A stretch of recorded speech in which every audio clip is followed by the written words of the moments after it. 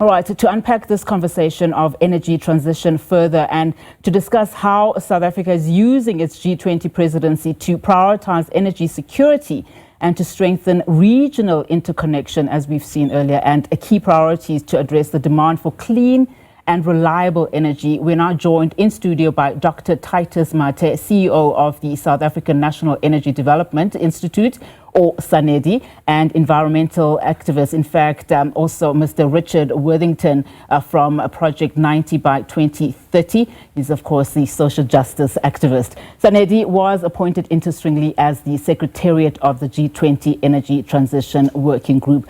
Good afternoon to you both. Thank you so much for your time. Thank you. Dr. Mathe, I want to start with you. Of course, you are the Secretariat of this year's G20 Energy Transition Working Group. An important role, an important task. Speak to us then, and of course, in light of what we've just shown our viewers today about just the realities in this country and of course a little bit in the continent, about the work that is being done and the discussion points during this working group. We want to speak beyond policy and really start speaking about the tangible things that are being done.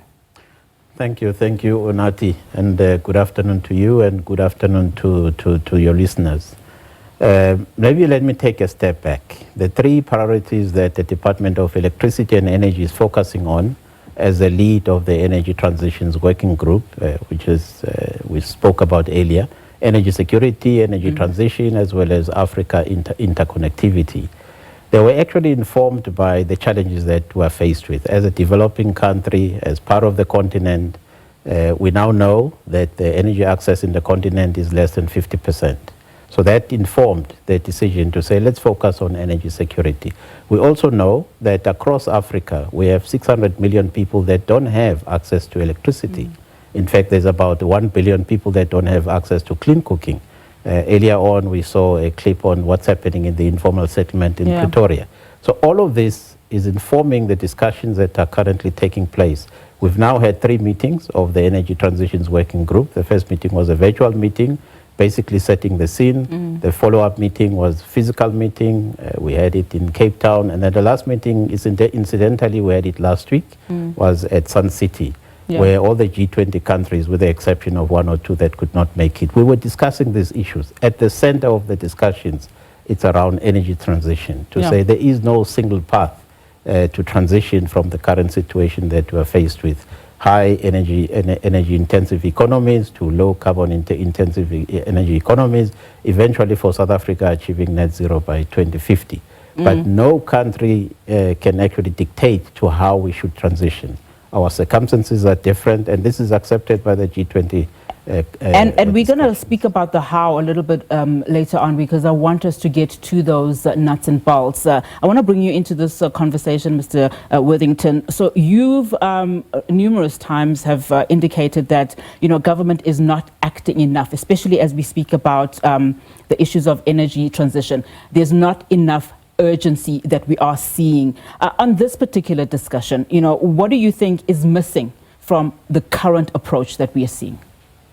Well, you know, the G20 is good at coming up with long lists that are inclusive of all the issues. So a lot is on how you balance and what is brought to the fore, and where you're not just paying lip service, but where you are giving strategic direction. Because, you know, this isn't like a convention where you negotiate climate under a convention, so it's treated. This is a voluntary process of the big economies. So it's, frankly, from the point of civil society, more about damage control than putting in place binding agreements to ensure an equitable society that is providing energy services to all. On the clip from Pretoria, of course, some of those issues in terms of energy access we must resolve at the national level. But if we're serious about having a sustainable energy system going forward, then as South Africa, we need to set priorities. And for years we've been paying lip service to renewable energy, and yet we've not even implemented the amount that we said we would do 6 years ago. In fact, the whole program of development of renewables stalled 10 years ago.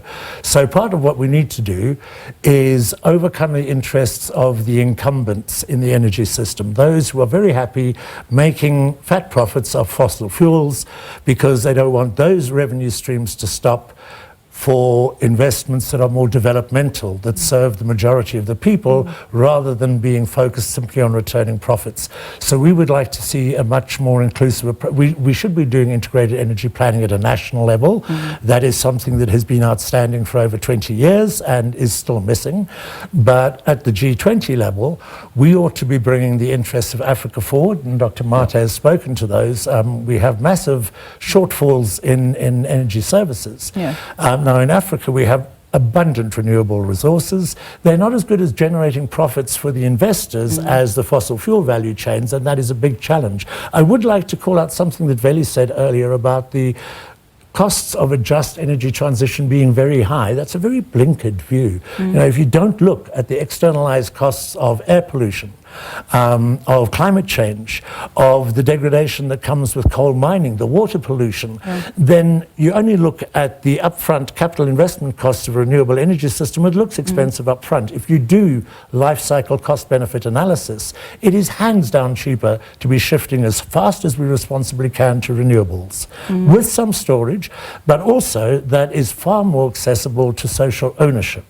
So the big fossil fuel projects, they promise community benefits, they have labour plans that can offer some decent jobs, but they don't do the full cost benefit, which is what we need to be doing to decide on our energy development strategy. Absolutely. And Dr. Mathe, I want to just bring you onto that and touch on the how in terms of, looking at this transition. And I want to start at the Just Energy Transition Partnership. We're looking here, when you consider that at a value of $8.5 billion, how much of that, as we are talking about accessibility and equality, how much of that is really going to be trickling in to benefit ordinary people, to even protect workers, particularly when you look at earlier on the breakdowns that my colleague had just alluded to in terms of our generation mix? We're still very much reliant on fossil fuels.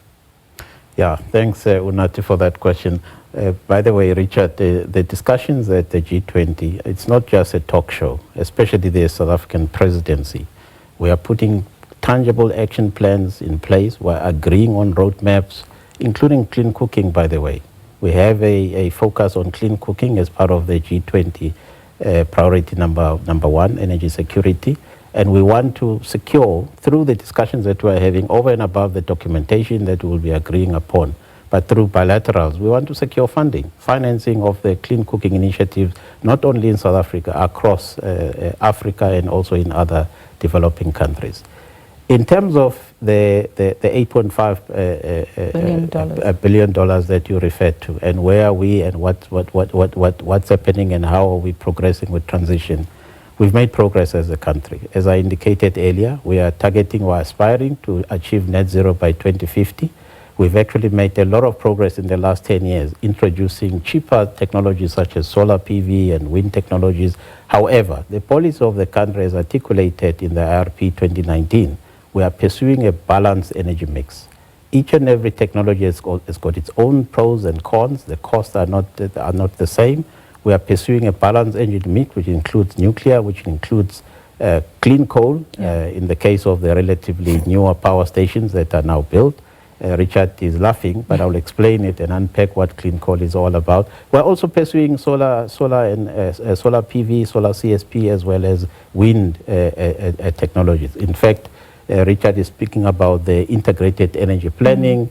The Department of Electricity and Energy is hard at work actually to come up with a plan that integrates all the plans that have been put in place, including the updating of the IRP 2019. We're fast running out of time, so I want to ask you, just going back to you, Mr. Worthington, as we conclude and as you wrap up your thought process around, we heard from Dr. Mathe saying that they are not just playing lip service, they are tangible plans in play.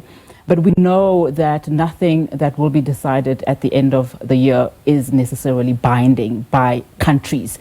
What would it take for us, when I say us, I'm talking about globally now, to make sure that whatever transition we take is really that just and that it benefits everyone?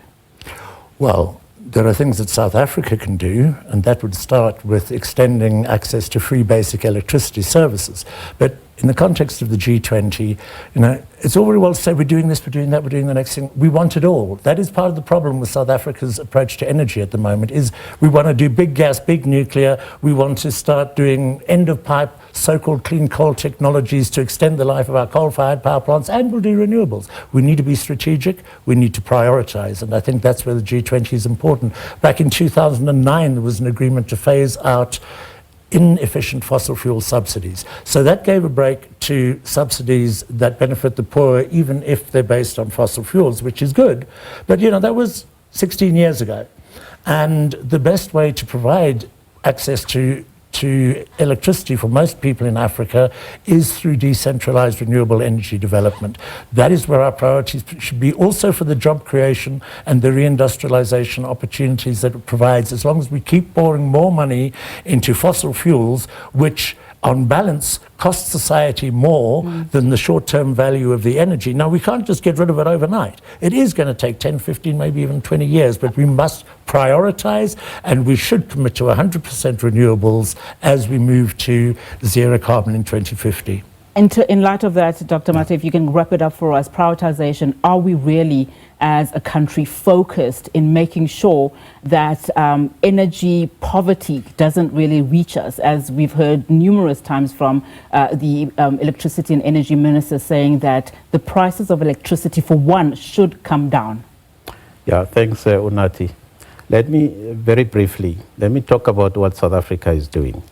The Ministry of Electricity and Energy is focusing on repurposing or reconfiguring the INEP.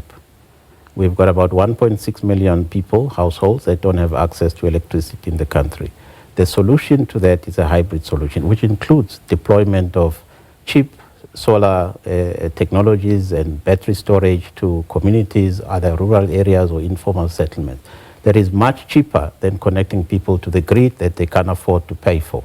So those plans that the ministry is busy with, I'm sure in the next couple of days they'll be unpacking them in terms of what is being done. That will make a big difference. Of course, the affordability and the funding of that, it's something that has to be looked at, and we're discussing it as part of the G20 discussions in the bilaterals with the other countries that are interested in supporting South Africa to achieve that. Well, we'll definitely be looking forward to some of those agreements and seeing what some of the declarations that will be, taken up at the Leaders Summit. But thank you so much to you both for your time. Really do appreciate it. Unfortunately, so much to unpack. It's so little time. But thank you so much to Dr. Titus Mathe, CEO of the South African National Energy Development Institute, or SANEDI, and also social justice activist Mr. Richard Worthington from Project 90 by 2030. Well, that is where we wrap our G20 focus segment here for today on SA Today. As we continue this conversation throughout South Africa's G20 leadership year, one thing must be clear: a transition that isn't just will not be sustainable. And we, the people, must hold power to account. Well, thanks so much for watching. Goodbye.